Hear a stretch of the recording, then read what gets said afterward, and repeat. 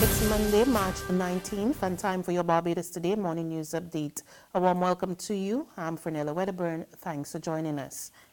Prime Minister Frondo Stewart continues to keep the election date close to his chest, but he told supporters at the opening of the St. Peter constituency office for the Democratic Labour Party's candidate Dave Cumberbatch last night that the date would be announced in the near future.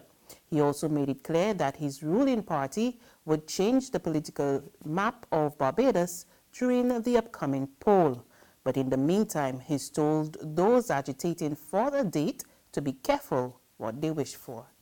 Parliament still dissolved from earlier this month, the month of March, and there has been a lot of chatter coming out of the Barbados Labour Party over the fact that no election date has as yet been announced. As I said last Sunday night at Leicester Vaughan, an election date is going to be announced. I said it in 2013. I said I didn't know what all the hurry was about. An election day was going to come.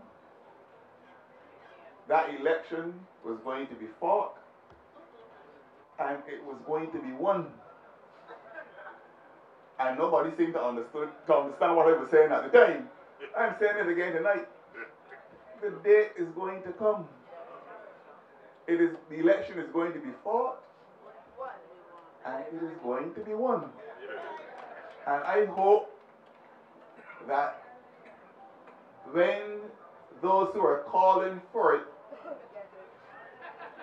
end up gnashing their teeth, that they would not hold me responsible for it. And those, of course, who don't have teeth can gnash gums.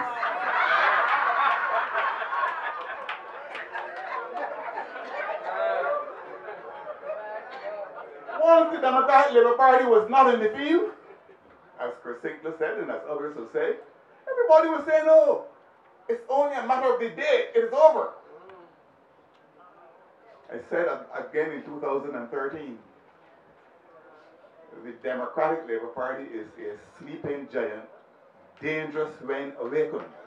And that sleeping giant has now been awakened and will clear everything away from its path as we go through to the next election day. The Prime Minister said his party would also be pulling all the stops to capture all the northern constituencies. Very pleased that the campaign office is being opened. This is the staging post from which our battles in St. Peter will be fought. This is the staging post from which we will launch an assault on the constituency of St. Peter and on the northern part of Barbados. Not a hostile assault, an assault to get these constituencies in the north into the fold of the Democratic Labour Party. And in that connection, Cilantro, St. James North, St. James Central,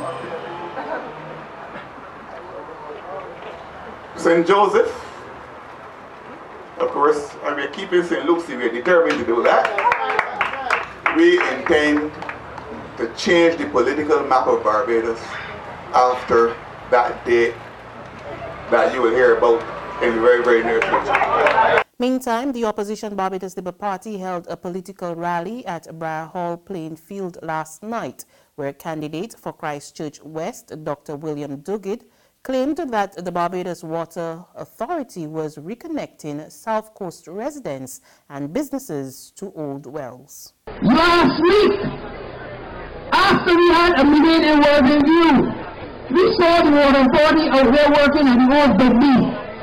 And I went the next day and inquired because they had the supermarket closed down. And I said, why was the supermarket closed on Sunday? And they told me in no uncertain terms, it is because the Water Authority has taken them off of the sewer system and put them back into the wells that they used to use years ago. And can you imagine that they're going to all the hotels that have wells and asking them to connect to the wells again rather than off the sewer system. And they're doing it for all those people. So rather than taking the country forward, they've taken the country back 15 years. There is no political motive behind the National Union of Public Workers' push for a salary increase for its members. So maintains the union president, Akani McDowell. He made the comments as he addressed a service at the St. Matthias Anglican Church yesterday.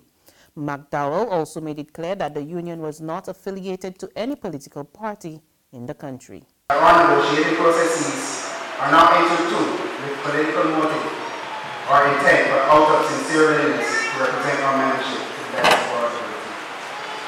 The National Union of Public Workers is unique in the sense that its membership and by extension decision makers are drawn from both sides of the political divide. And the tendency to label us one way or another when our requests on behalf of the membership were counter to those on the other side cannot stand up to scrutiny and are baseless and without foundation.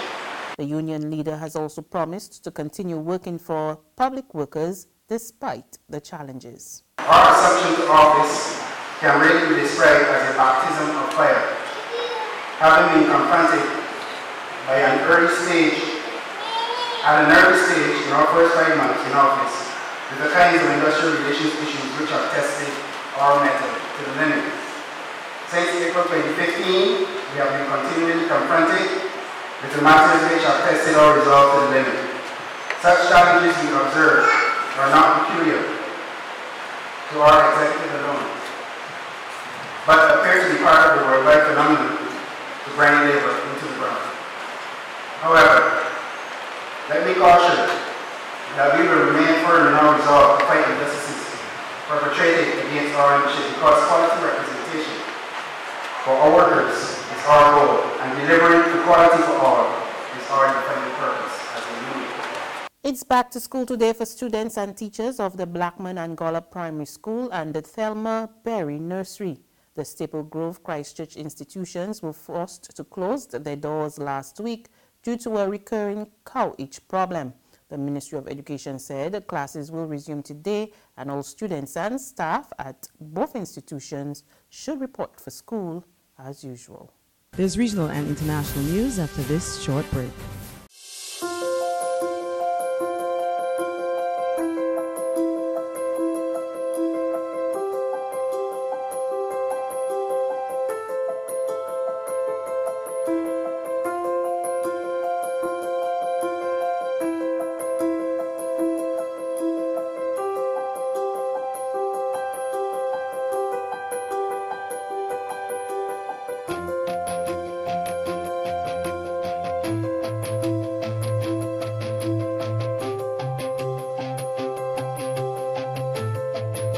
Barbados Today, news you can trust.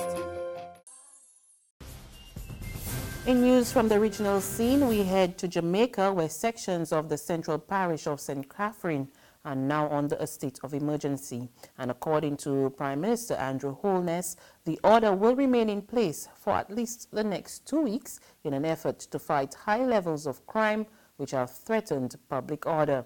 Under the enhanced measures, security forces have the power to search, curtail business opening hours, and detain persons without a warrant. According to reports, the area under curfew is the base for one of the most notorious gangs operating in the country, called the Klansman's Gang. And finally, on the international front, Vladimir Putin maintains his grip on power. The Russian president secured an expected victory in the election to lead the country for another 6 years. Addressing a rally in Moscow after the early results were declared, Putin said voters had recognized the achievements of the last few years. We get more in this Reuters report. Russian President Vladimir Putin won another 6 years in power in an election Sunday, securing close to 75% of the vote, according to the most recent exit poll. Putin's overwhelming and unsurprising victory puts him on track to rule Russia for nearly a quarter of a century, until 2024, by which time he will be 71 years old. His reign in the Kremlin, second only to Soviet dictator Joseph Stalin.